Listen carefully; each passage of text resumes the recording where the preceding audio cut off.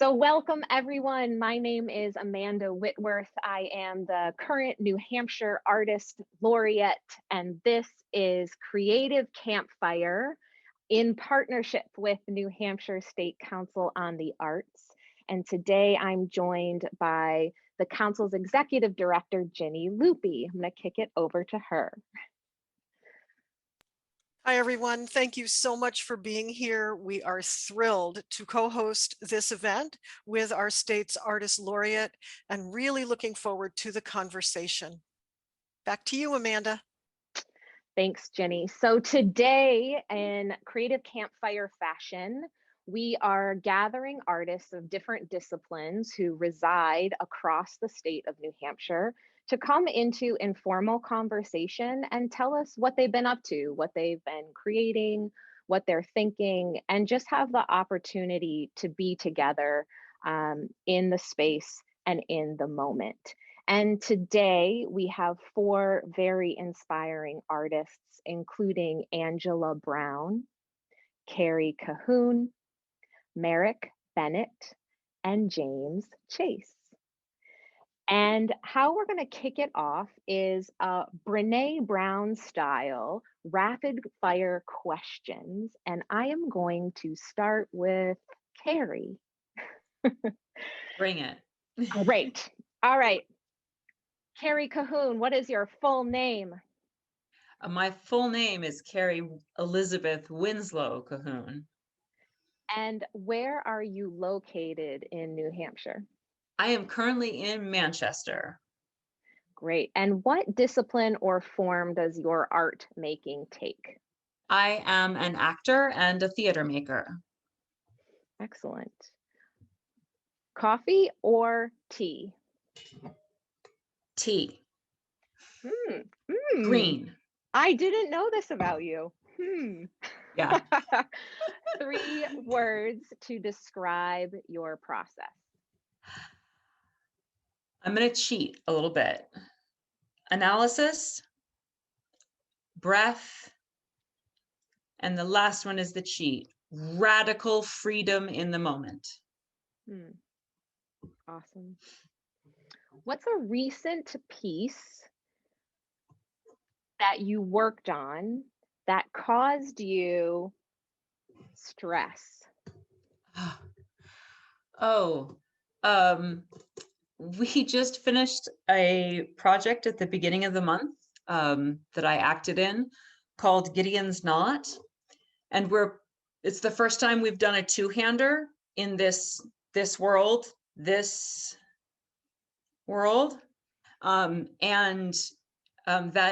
necessitated a choice about what to do with cameras and how to shoot people. And so for the first 2/3 of the show, I was shot only from behind or over the shoulder. And I don't usually look at the back of my head. So I had no idea.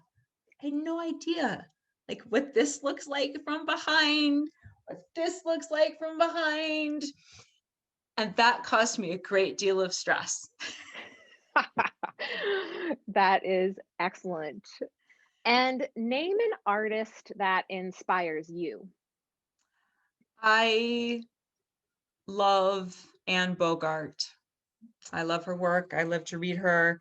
She is a beautiful human being, and she's absolutely brilliant to talk with as well. What's on your bucket list? On my bucket list, I studied classical languages, so I don't speak another language. And I am very aware of how much I'm missing by not doing that. So that's on my bucket list, to actually learn a spoken language. Ancient Greek and Latin are awesome. I love them. But a spoken language, that's my bucket list. Very cool. Thanks, Carey. Sure. James, you're up to the plate. Oh. Hello. So, full name? James Gene Chase. And where are you located? I'm located in Hooksett, New Hampshire, just north of Manchester. And how long have you been in this studio that you're in right now?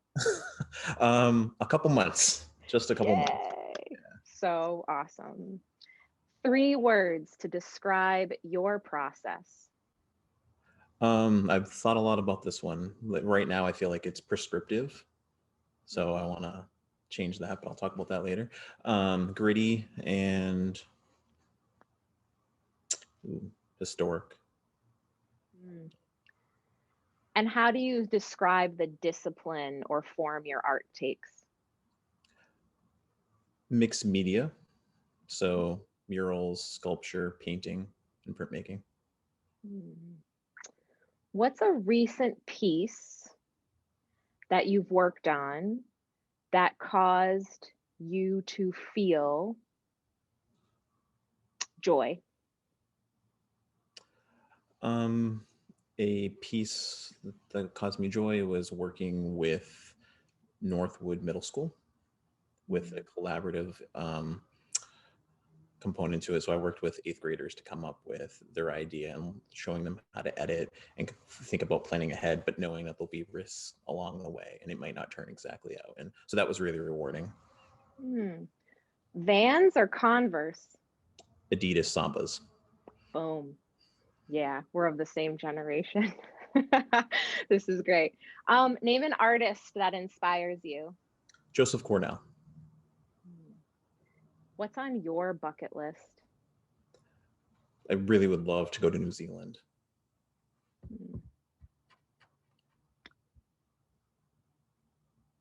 Hot electric colors or primary? Hot electric for sure. Nice. Awesome. Thanks so much. Hey, Angela, you are up. Well, hello. Hello. Angela, what's your full name? My full name is Angela Brown. And where are you located? I am located in the best part of the state, up in Randolph, north of Mount Washington. And Randolph gets like incredibly different weather from just like 15 minutes away from Randolph. That's true, right? That is exactly true. Yeah, it's an interesting pocket there and very beautiful. We call it Planet Randolph. Yes, I think that's true because one time when I was driving there, there was like 2 feet of snow coming down, but no snow anywhere else. So, Yes. Tell me the discipline or the form that your art practice and making takes. Most recently, my art is therapeutic music at the bedside. And I've been a pianist, accompanist, church musician for 40 years. 3 words to describe your process. Those 3 words would be healing through music. What's a recent engagement that touched you? I can think of hundreds, but I think the most recent one was a couple of weeks ago at a local church where the pastor wanted to have a service to mend some fences. And so he brought me in as a musician from the outside, and I was given the freedom to play whatever I felt needed to be played at the moment. And it was so liberating and freeing and joyful and beautiful. Name an artist that inspires you. Well, that would be my friend Deidre Blair. She's known as Deidre Noreen in the art world, and she's a local artist here. And her art just captures my heart. No matter what it is she's working on, it's just engaging. That's wonderful. And what's on your bucket list? Oh, I have 2 things I'm so excited about. Neither have to do with art, but one of them, I want to go kayaking in Jericho Lake before the ice is gone. And my other one that I tried to do last summer, but I didn't get to do, is camping in a yurt. Very cool. I think you will do those things easily. I hope so. Thanks, Angela. Thank you. Marek.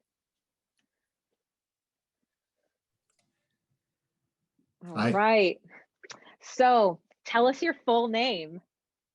My full name is Marek Bennett. Love. Where are you located right now? I'm in the only Henniker on earth. Yay.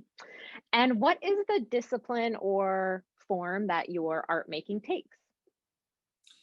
I am a cartoonist and a graphic novelist and a musician. Pizza or tacos? Oh boy. I guess pizza.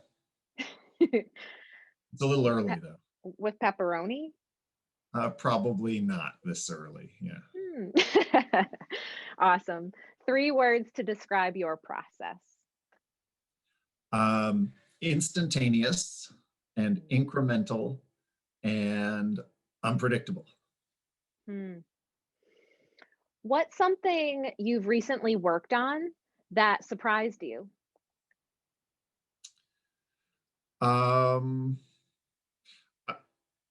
We were drawing at the dining room table just yesterday, and I started drawing a little how to draw book for my mom, who's recovering right now from surgery, so she can't get around. So I thought she might want to do a how to draw book. But every time I got to the end of the how to draw, it turned into something it didn't start out as. So that was a surprise. That's cool. Tell me an artist that inspires you. I would say the first one that comes to mind is George Harriman, who was a cartoonist he drew daily cartoons for decades, 100 years ago. Cool. What's on your bucket list? When you asked that question, I suddenly realized I haven't even had a bucket list for over a year. Yeah. I think maybe my bucket list is just gradually expanding horizons in a safe way as the spring opens up. Yeah, that's great. So because I'm in conversation with you right now, I'm going to ask you this question, and I'll also open it up to the rest of our artists here to chime in as you will. But I'm curious, and I know a little bit about this and have heard you talk about it a little bit, but I want to ask you how the scope or focus of your work has changed in this past year. I feel like this sounds wrong every time I try to explain it, but so this might sound wrong.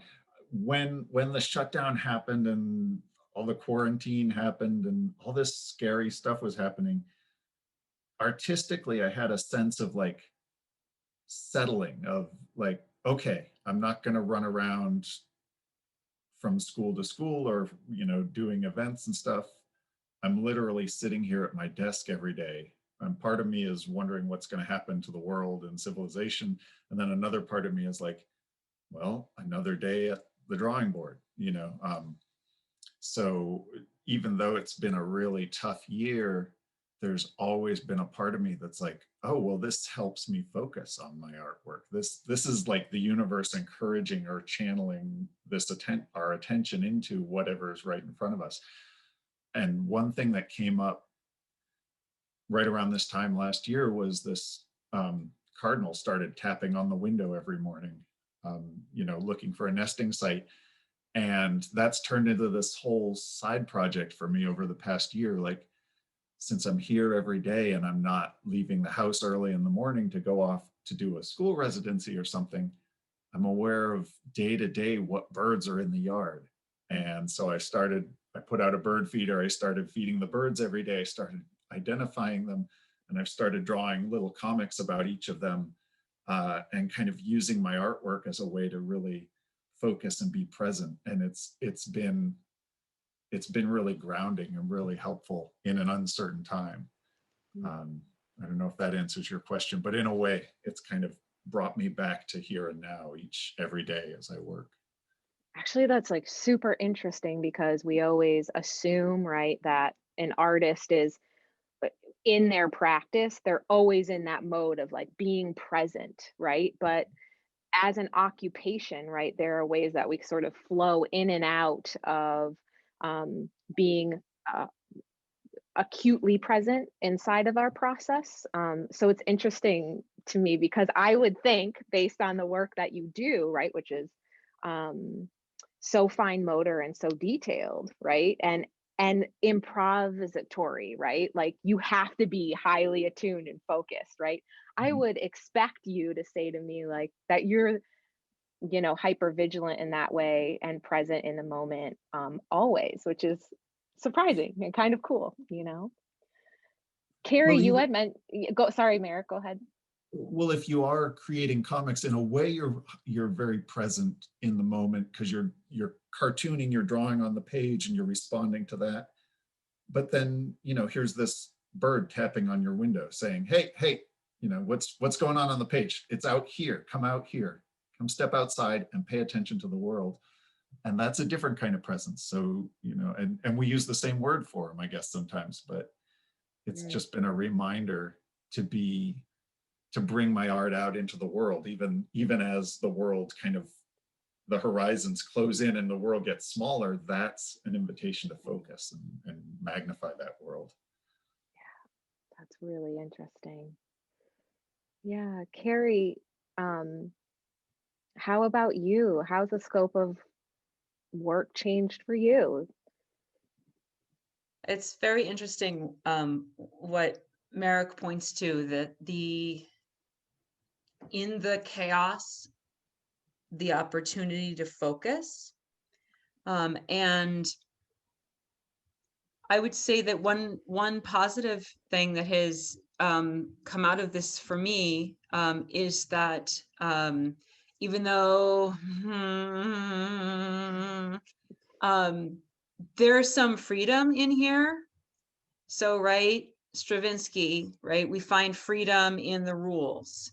And I have had the opportunity to train with some people that I don't have the opportunity to train with geographically on the regular. So that has been a really kind of nice reminder to come back to the roots of my training. And what I was so struck by in what Marek shared is this idea that of presence, right? And being in the moment. And that the moment is both in here and in whatever you're working with, but it's also outside, it's here. So this has been an opportunity to kind of expand what's in here a little bit, I guess. In terms of like how my work has shifted, I'm a stage actor, period. I was a stage actor, period. And in this world, we've had to learn how to make the most out of this other thing. And this is my gesture today. Apparently, I'm just going to keep reusing it over and over again. But it's freedom in the rules. It's finding a way to use this tool to tell a story, right? Because it's just a different way of telling a story. And what I've found in this is that it actually focuses. I'm just going to steal everything you said, Marek, and like tweak it a little bit. Borrowing, right? It focuses your attention on this, and it focuses your attention on these, which we don't often do. Or we don't often have the opportunity to do. So it's been a really nice reminder that to connect to here, you do that through here, you do that through here, not so much through here, and through here, what you see and what you hear. So it's really an opportunity to return to learning how to listen. I don't know. That was a river. It started That's in one really place, it interesting. went somewhere else. And Angela, I feel like you can contribute to a conversation around listening. Yeah, as I listen to the things that are being said right now, I'm thinking back to what I was kind of guided to do over the past year. And when I was used to sitting at the bedside, 6 to 10 inches away from a resident or a patient and playing for them and paying attention to them and observing them and adapting my music as things changed around me or within the patient, and having to rely on the observations through the screen. That was an entirely new level of observing, because I had to have the mute on the other side. So I didn't have sound to guide me. I only had visual cues. And as the pandemic progressed, thinking back to last March, I kind of took what I knew from playing at the bedside and I put it out in the bigger world. I played on Facebook Live every night for 42 nights to give my friends and my family, and then it expanded to the people, to give them something to look forward to. And I found that for me, I needed that schedule. I needed things on a regular basis that I could look forward to sharing. And I knew there were people that needed that regular basis to look forward to receive some sort of glimmer of happiness or whatever in those very early days. But I also realized that for me as an artist, as a musician, I can't keep doing the same thing over and over. I mean, those 42 days were great. They were fun. I wore my wedding dress. I did The Sound of Music, and I wore my little hat from Austria and dressed up in an evening gown for the Phantom. But it couldn't continue. And I became aware of those kind of rhythms of my own needs versus what was being shared with me on the outside. And I learned to very much respect myself as far as what I was able to give, and only give when I was filled up enough. Does that make sense? So it's been a very interesting year, and it's not over yet. At least, in the healthcare settings, it's not over yet. Yeah. James, you've had some life rhythm change for sure, and also navigating the land of higher education as a professor. That's certainly intense and shifted. What's happening? How's the scope and focus of your work changing? So I was constantly in the moment, jumping from project to project to project, and not really thinking about strategic long-term plans. And I had 3 major commissions that are in indefinite hold, which really disrupted a lot of what I planned to do immediately, not long-term, but it was just like, wow, these 3 murals or 75% of my artistic output to like fund all these other projects I do are not happening. And I had to go, what's next? Like, how do I shift from that? In the meantime, my studio practice, I was constantly, all right, I have to update every day at this time to constantly put out online to then to promote. And the more I looked on that, there was just so much like clutter and noise every time I opened up Instagram that I went the opposite. I was like, I'm not going to share everything. I don't need to do all that. And it was actually pretty rewarding to me, because having to like not be beholden to social media, I've been able to start 2 new bodies of work where I'm able to take a little bit more risks, and there's a lot more reward. And so earlier when I picked one of my words that I said like, prescribe, it was because it became really easy for me to go, if I put these things in this formula, I know it will aesthetically look pleasing, but then it was a crutch. And so I recently moved my studio from the Manchester Mill Yard to my house and built this studio. And I had to make some decisions of what am I going to take with me? I'm losing about 500 square feet, but I still have 1,000 square feet. I'm not taking everything with me, and now I'm not going to be beholden to this material going forward. So it was actually pretty rewarding, and I can share more later on, but that's kind of where I'm at right now. Ooh, that's really interesting. Yeah, I know that you are all using digital platforms, social platforms in different kinds of ways. Do any of you want to comment on your experience there?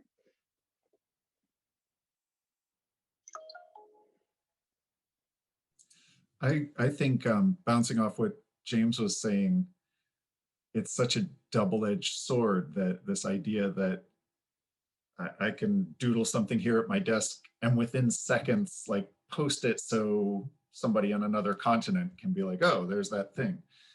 There's that image, there's that idea. And so can everybody else. And so is everybody else. So like, it's this feeling of incredible power and connection. And at the same time, there are days where like my to-do list doesn't get anything checked off because I'm monitoring, managing, updating, posting, reformatting. And it becomes, by design, I think it becomes this full-time job, because that's the job of the platform, to keep your attention on the platform for everybody who uses it. And so I've been like trying to practice this. Okay, I'm in 2021, I'm going to use this tool and this tool. And then, okay, what part of my practice needs to be like in 1981, and just like set it all aside and like, you know, see the bird tapping on the window, and get back to that presence of disconnecting some. Ooh, that's interesting. One of the things I know from viewing both Angela doing her live music on her, she does Wednesday little performances, which are really fun on Facebook. And I also know that Carey, through her theater company, Theater Kapow, has made some significant innovations using the platforms that are available. What are some, to both of you women, what are some of the opportunities and constraints you've been seeing by using those technologies?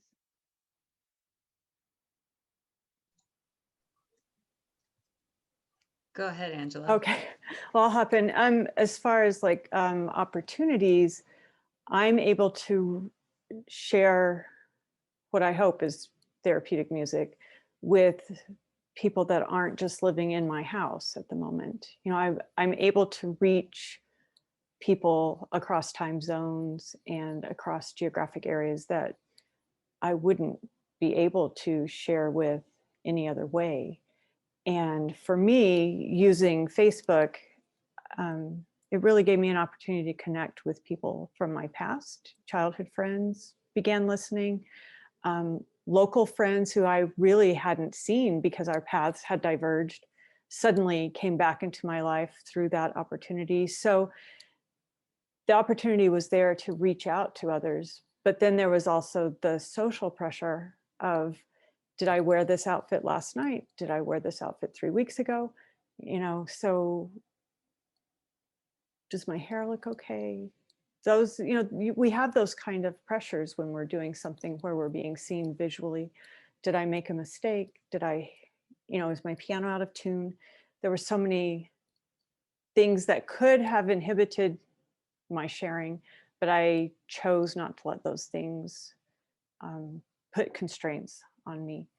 So I really just wanted it to be an opportunity to share. And to be quite honest, I don't go back and listen. So I don't know if my piano was out of tune. I don't know if I made any mistakes. I just know that I played for that moment what I wanted to share for that moment. And I think it's worked so far. It's worked so far. That is so beautiful. And one of the things that I have struggled with in the format that we use, so we live stream our shows. So we're not broadcasting a performance that was recorded once and then everything was fixed in post, right? So that's why it was so horrifying to watch the video, because I have to know, like, can I go here? Can I go here? What happens? When am I not in the shot? But watching myself is like, I think it's like existential hell for a stage actor, like, watch yourself. So Angela, like you were speaking about, every little thing, is my hair, is my, you know, what, oh God, that's not the, like all the little line, you know, everything that you notice that's not important in the moment of connection and sharing, because you do the work and then you can let that all go and just be where you need to be. So that's, I think, has been that period of adjustment. Exactly. Like you said, you have to kind of go through it, and then you're like, you know what? Throw it aside. And the live connection is what is the most important. So that's what's the most important. So yeah. Yeah, I very So- much learned that I'm not the art. I'm not the music. I'm just the person that shares it. So it's just what I have to do. And whether my hair is right or my shirt's crooked, it doesn't matter. What matters is what comes out. So this is a really wicked question, but are you all feeling productive?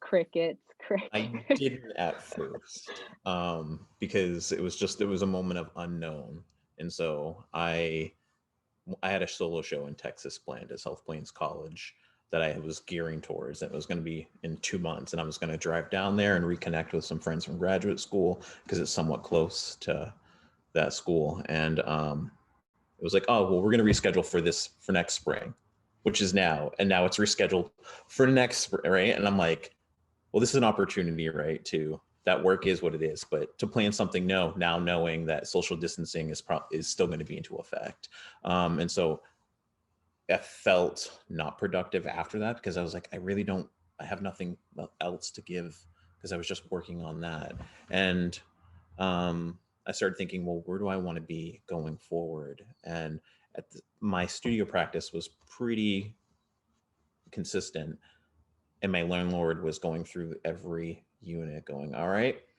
we're gonna start, because we're all lease to lease, and I could just see them going down. A few of my studio mates, I rented a large space and subleased it, lost their jobs, so then I had to take on the whole lease, and I was like, this is not sustainable for me. And so I was like, where do I see my practice going forward? And so productive, in a matter of 4 months, I built this studio space in my backyard so that I wasn't beholden to that, at the same time that we welcomed a baby girl into the world. So being a father. And so super productive, but balancing two different things. And now I feel like I'm at this mindset where I can kind of map things up, but be able to, and I hate to say like shift or ebb and flow, right? But kind of take those things as they go. So yes, kind of.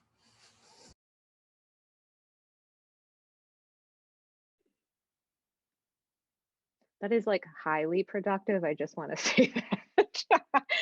That's like extra. Just had a child and built a studio in a pandemic.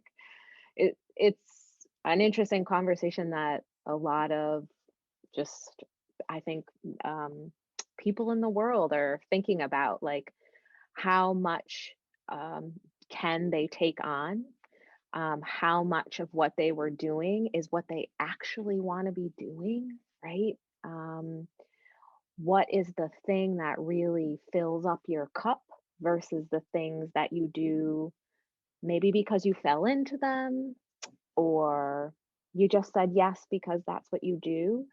I think there's been a real sort of internal reckoning for artists, but also I think certainly for all of us in the world.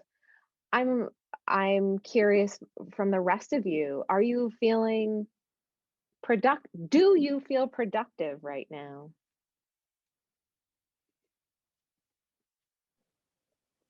I feel like I've certainly produced hundreds of hours of music. But as far as me personally, it's not been music that I had to stretch through. So I haven't I guess I haven't had the time, or I haven't taken the time to learn any new music. And just last week I agreed, fell into, however you want to say it, to accompany a masked group of singers at our school. And she gave me the piece in E major, and it's so hard because I haven't had to stretch like that over the past year. So it's a good stretching, but it makes me realize that I do need to spend time in other keys other than C major and A minor. Do those things that are kind of hard and challenging, you know, not stay comfortable.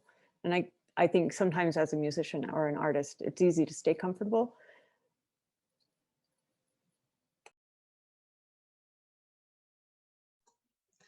I'll jump in and say that's fascinating.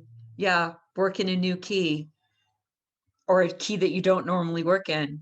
For the first however many months, the first half of this, I wasn't doing anything, so I didn't have to learn any lines. And God, this goes to mush really quickly. This goes to mush really quickly. So it's so hard to learn lines. When I sat down to do it in December, I was like, why is this taking me forever? Because I usually learn lines like a beast. I plow through. And I was like, oh, because those muscles haven't been worked. And so it's something that I'm very aware of. And so then talk about back to the basics, returning to the basics. I'm like, oh, well, just like learn a sonnet. Just like there are ways you can do that. Just do that. It doesn't have to be for a show. But yeah, stretching yourself, because it's really easy to get comfy when there's like lots of not comfy out there in the world. And so just being comfy and being easy, but then you realize, oh, I should stretch this. See, I should learn a spoken language other than English for the same reason. Yeah, and Russ is agreeing with you in the chat about this like discipline atrophy, right? And sometimes we don't always have that choice, right? I've had many conversations where so many of us just felt frozen in place due to the pandemic, and also due to the sweeping social justice movements across the country. It's been incredibly intense and important and exciting and scary and all of the things. And it's really interesting to think about I feel sort of like productivity is a dirty word right now, you know, in 2020 and 2021, considering everything we've been doing. Marek, what's productive to you? Are you feeling productive now? I feel at the same time, I feel like I've never gotten more work done. Like I've never been more productive than the past year in so many ways. But I'm also realizing that at the start of 2020, like if you asked me to list my top 4 or 5 projects I was working on, I'm still working on those. Like some of them haven't even advanced at all. So I'm just thinking as everybody's talking, I totally echo what everybody's saying. It's been such a productive, busy year in many good ways, but that's the unpredictable side of my work. I think like I can turn on a dime and get distracted by this project or that project. And how do you manage all this possible work if you don't have the old world Monday through Friday, go here, do this kind of schedule always going. Like James, I was just remembering at the start of 2020, I was saying, okay, I've got 4 books coming out this year from very different projects, and they are starting in April, we'll have, and you know, that just totally upended. The one that was totally under my control, I got out by the summer, and the others are still in process, you know, and they should have been out a year ago maybe, but it's just like staying flexible and staying open to the new requirement, the new opportunities and challenges that come your way. I've been thinking, I think Angela, the what I was thinking of after what you said was, we're always asking, as teaching artists, we're always going into places and asking students to try something new and do something they're not familiar with, and then saying, you know, don't worry if it's not perfect. Like, we're here to experiment. We're here to try this out. And that, I keep thinking over the past year, like, that's what I'm every day is asking me to do. Like, okay, I got to try this thing with this camera that I'm not used to in these different platforms, and let's see how it works. And if I get focused on productivity and perfection, then it's all a failure. It's all, you know, I just watched that movie about MC Escher's life. And at the end of the movie, one of the quotes from him is, "Every one of my prints failed. They all failed." And he was talking about his artistic vision, and you're looking back on like 50 years of printmaking and masterful images that we all know and we've all seen in posters on classroom walls and stuff. But to him, every single one failed. And that's what kept him going, striving for something new. So I thought of that quote with productivity. Marek, tell us about a time that you had an epic fail. An epic fail. Well, which one do you want to hear about? I have, I sort of feel like every project I work on is a fail. And I guess that's what keeps me working on it, and because it's not done yet. So like, this isn't epic at all, but just yesterday I'm drawing like loons, because it's a how to draw project on learning about loons, their life cycles, the environmental needs they have and the threats to their lives. And I'm like, okay, I'm just going to draw this as simple as possible, some hills. And then, well, maybe I'll tuck a couple more hills in here. And it, you know, it just turned into like an hour or two of drawing and redrawing these simple curves. And it just really underscored to me. I was like, this is the work. This is what I need to be doing right now, getting this right, and not worrying about how many pages have I gotten done in this, you know, afternoon session of drawing curvy hills, stick figure style. What I need to be doing is focusing on what shape does this one panel need to take, and then getting that down on the page in some way that I can walk away from and be like, not perfect, but it's there and I can move on from. That's not an epic fail at all, but that's the first thing that comes to mind. But it's rigor, and it's the work, the perseverance of the practice, you know, which is, if you don't have that, you don't have anything, you know, one foot in front of the other.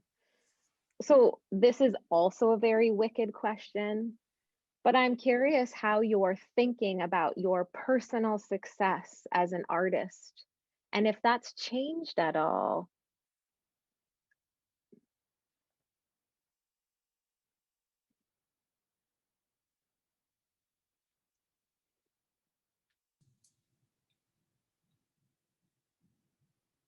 I guess I'll jump back in and just say, like, even though I feel like every project's failing as I work on it, I've been really enjoying focusing on little projects and putting them together and sending them out to my patrons on the Patreon, or sending them out to the schools I visit so they can print them ahead of time. And I've been really focused on that, you know, not looking at success in terms of numbers of books sold or something, but looking at success in terms of that sacred moment of passing off something that you've put attention and work into, whether it's a bowl of soup or a mini comic or a dance piece or something, like that moment of passing it off. And how do we find those moments in meaningful ways with other artists and with our communities? And that's felt very successful. There's so many options, so many ways to do that now.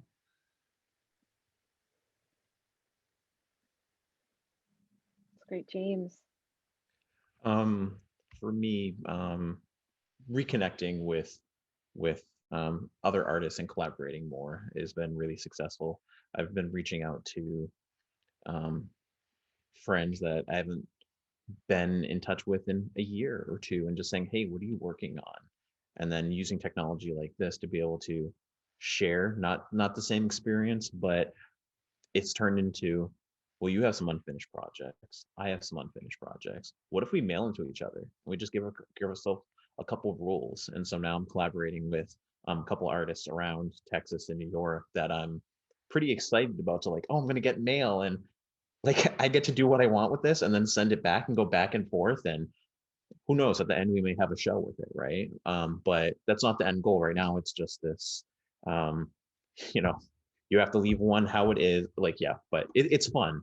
So that's been really successful. And then as a mentor, teaching in higher ed, which has been really, it was frustrating at first, was when we pivoted online, was how do I make this class work online, right?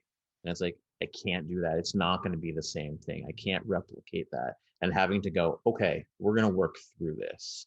And so teaching a class where typically you have something tangible and then having to display on a screen is a completely, it's a skill set that you have to learn, right? Like, how do you display that imagery? And I have students that in their freshman year that didn't know how to photograph their work and to properly think about lighting and color temperature. And I was like, wow, so now I'm introducing that in drawing one, right? And so the students are now being able to display their work in a professional manner, which actually helps them along their way much earlier on. And I've seen them already with dividends. Using Zoom to kind of replace that coffee talk with students after and before class, right? Like, how are you doing, having check-ins? And I've been meeting with them, say 3 to 4 times a semester. It's a lot more work on my plate outside of class. It's almost like independent studies, but it's also giving that sense of community and checking in on with them. And so that's been really rewarding. And so just trying not to make that fit, but going, what are the opportunities?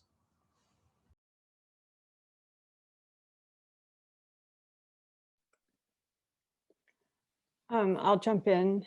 I think that my personal success in the past year came as a collaboration with the staff who were able to make it possible for me to provide the therapeutic music on an ongoing basis when I couldn't be in the facility. And to know that the staff on the inside of the building knew how to interact on my behalf, and they understood the benefits and the characteristics and the qualities of therapeutic music and how it was going to benefit the residents. And so I felt very successful in that point because they understood the importance of therapeutic music and they valued it and they wanted to continue it. And we were able to pivot from a Thursday to a Tuesday. Thursday was my last day there. Tuesday, we went remote. And that was an enormous success for the residents that wouldn't have had that interaction. You know, a lot of them were isolated from friends and family and even from each other. And so to have that opportunity, that right there was for me the best success of the last year, regardless of the key of E major.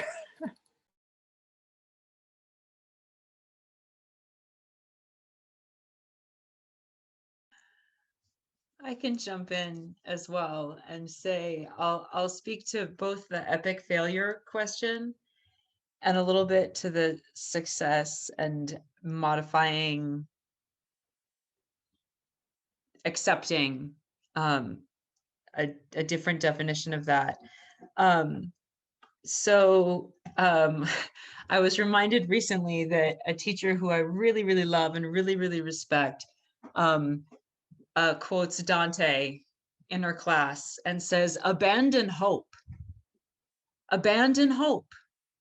Whatever you think is going to work, it's not going to work.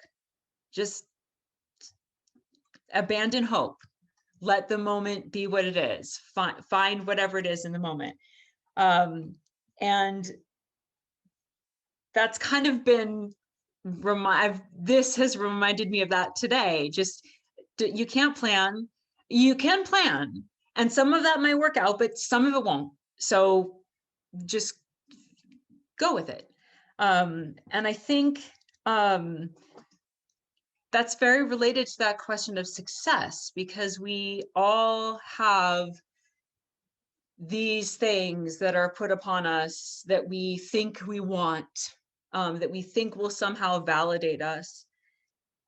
And really all we need to do is be validated for ourselves. I'm realizing now that it was Cynthia, it was the same teacher who also said you have to be your own biggest cheerleader.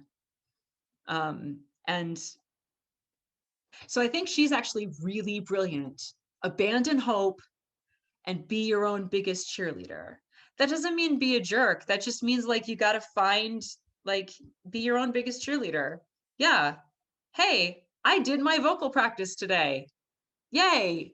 You know, or whatever. Or, hey, I read a book. Or, hey, I spent, you know, half an hour practicing my scales.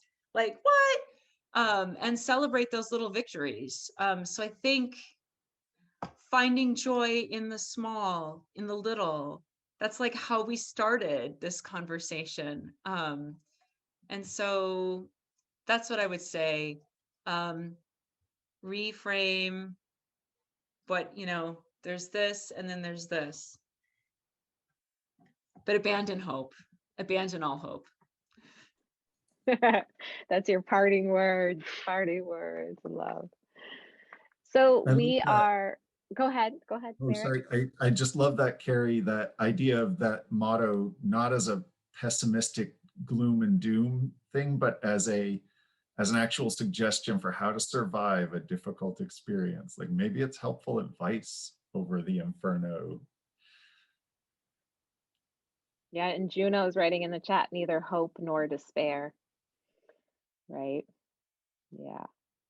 So we are close to the end of our session, and what I want to ask you is not an art related question, but I'm wondering if you would share with us, each of you, a activity, a restaurant, an opportunity, an experience that we could engage in or learn about in your communities. So last Creative Campfire, there was a big connection the artists found being in nature in the woods, and many of them talked about experience with local hikes or local walks. So I'm curious, what has it been for you? What do you want people to know about in your region of the Shire? What's going on? Angela, what's going on? I'll jump right in. I was able to ski for 26 times at Great Glen Trail since January, which is unheard of here. So we had fabulous snow. So if you want to do cross-country skiing in the winter, this is your place to come. Hiking in the summertime, we have Jericho Lake State Park up in Berlin. Beautiful. So much kayaking, canoeing, and ATVs if you're into that. And in the fall, the beautiful leaves. I mean, year-round playground up here. Come and visit, because there's something for every skill level, every ability level, every interest. Awesome. What's going on in the Hooksett, James? When the pandemic hit, my wife and I started taking our dog for way more walks and going, let's try this neighborhood. There's a sidewalk here. What if we go this way and this way? And what if, and what if? And it was really great to stop at those intersections, those moments that we typically go from A to B. And instead of going, well, what if we go off on this tangent? And so I really, I'm a proud Manchester person, but to be able to find out like my surroundings most immediately. And so my biggest thing is just getting out there and exploring more. Love that. Marek, what's going on in your neck of the woods? A whole lot of bonfires out in the backyard. Great way to get together with people and enjoy the weather, whatever the weather is. I actually, in the fall, I was getting really into creeping through cemeteries and reading gravestones and learning to see what's there in front of you and what is not there in front of you, what is not there right in front of you. And I'm looking forward to getting back to that. Cool. Very cool. And Carey, how about you? I have a colleague at my day job who comes over once a week after work so that we can go for a walk. And we had to pause that during the winter because every time we tried, it was like snowing or icy or whatever. But we're back. We've started up again. And I'm so fortunate that I live by Hillside Middle School and by the Western Observatory up the top of that hill. James is nodding. And so we finally were brave enough last week. We figured all that ice is melted and the hidden little pockets that are in like the nexus that never get any sun, they'll be gone. And they were. And so we just went up that way, and you can just like decide, I'll follow this path today. We'll go down here. Oh, no, we're not going to follow the arrow because that's the cross-country path, and we're not that committed to being out here that long. But yeah, just letting yourself not have a plan and like, oh, we should walk a little longer because we're having a great conversation. Like things like that. So walking. That's awesome. I've been finding joy in a Mexican restaurant called La Catrina where you can take takeout, and that is in Ashland, New Hampshire on Main Street, and you should all go there because it's really good. It will bring you joy if you love authentic Mexican food and all of the things. Hey, Ginny, are you still there? Tell us about a Yes, I gem or a am. nut or a nugget or some place you might recommend in your area.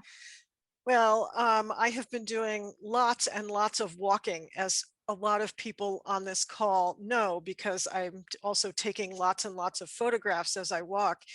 And I would say that here in West Concord, being able to watch the hillside change at the end of Pennacook Lake has been giving me much joy over the last year. I've been really aware of the change of the seasons this year, probably more so than in any year that I can remember. That's awesome. It's fun. Sometimes I feel that I forget about all the opportunities that surround us locally. And that's one of the reasons that I love to live in New Hampshire because it's so diverse. So it's really fun to hear what people have been doing and what places and experiences exist for all of us to venture to when we have the time and feel safe doing so. So, with that, I just want to reiterate how wonderful it is to be in conversation with all of you, Angela and Carey and James and Marek. I could continue on for many hours.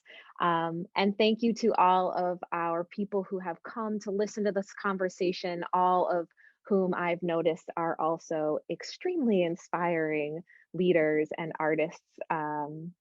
As well. So hopefully we will continue these moving forward for on and on and on. If you are curious about the work of any of these artists here, you can scroll up in the chat. You'll find their bios and their social media handles and websites. Similarly, we'll make sure that you have that information post show. You can also find them all if you do some Googling and also searching on the interwebs. So with that, this concludes our creative campfire for March. And thank you to everyone. I hope you all have a beautiful weekend, and we'll see you here, same time, same place at the end of April. Thanks, everybody. Thank you so much. Thank you.